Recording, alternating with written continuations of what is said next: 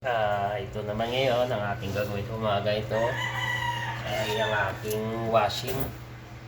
Nagde-drain yung tubig niya na kahit hindi mo minadrain. Kaya buksan natin, subukan natin kung kaya natin ito. Ayan, tapos na. Wala na.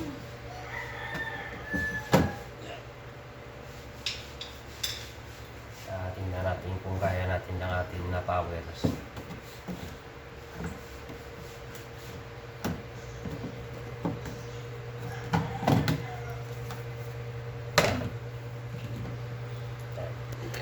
Tingnan natin ito.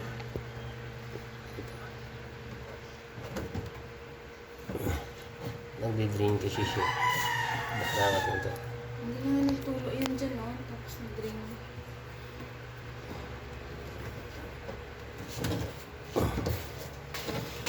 Kasi pag pinagawa mo pa ito, magbabayad ka pa eh. Ngayon, gagawin natin ito. Kakayanin natin kung kaya natin.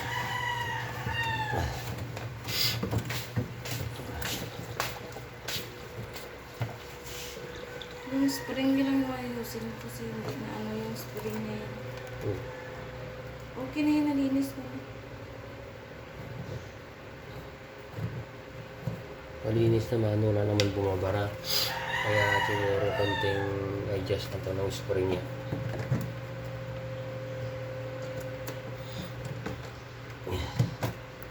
Kasi minsan kasi ito, nagkakaroon siya ng singaw yung tubig o lumalabas ang tubig dahil minsan meron dito na nakasalang na barya o kung mga tila na nadurog-durog, dyan po sumasalang nito. Kaya nakakaroon ng leak yung tubig. Kahit hindi mo i-drain, naglumalabas yung tubig. Kaya wala na, malinis na rin. Balik natin to.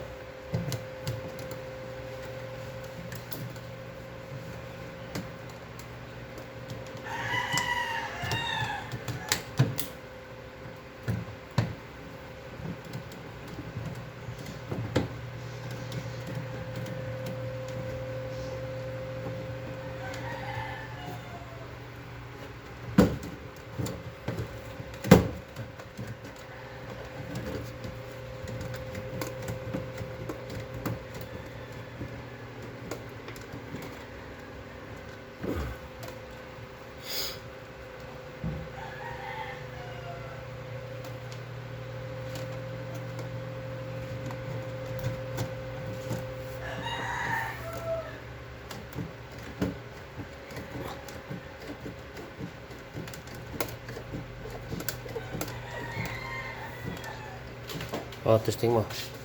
Ayan, inapatesting ko sa kanya. Maglalaba yung ating misis. Ayan. Try mo.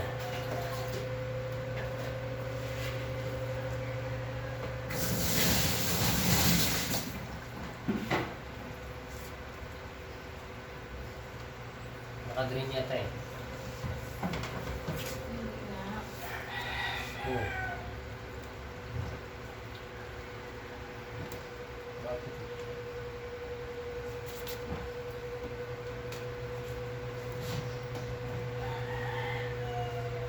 Sabi ko sa'yo, naka-green. Ang gray niya yan, ang gray. Yung balik ko na. Nagusan mo ulit. Ha? Padaan na.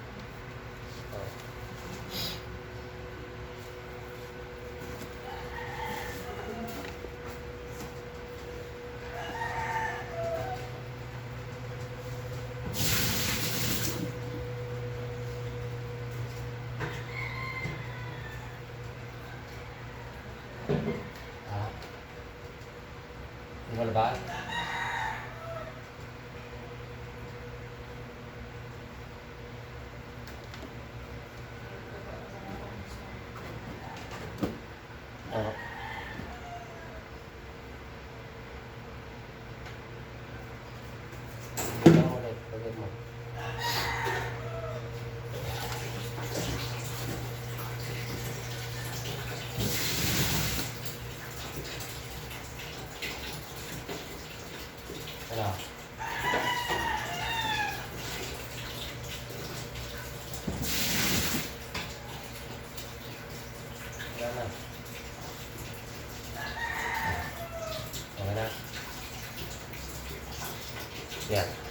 ngayon, okay na. Isa naman sa umagang ito naman ang ating nagawa.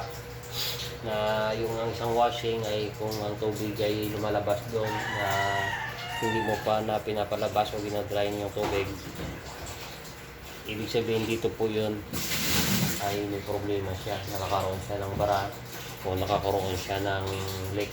Ibig sabihin, mayroong nakasalang na dumi man kung ano man ang dumi na nakasama dun sa pag-washing ng damit o ng pantalon natin ay bumabara po sa doon. Kaya sa umagang ito, konting share. Sana po i-follow at i-share nyo rin po ito. Kaya magandang umaga mga kapatid.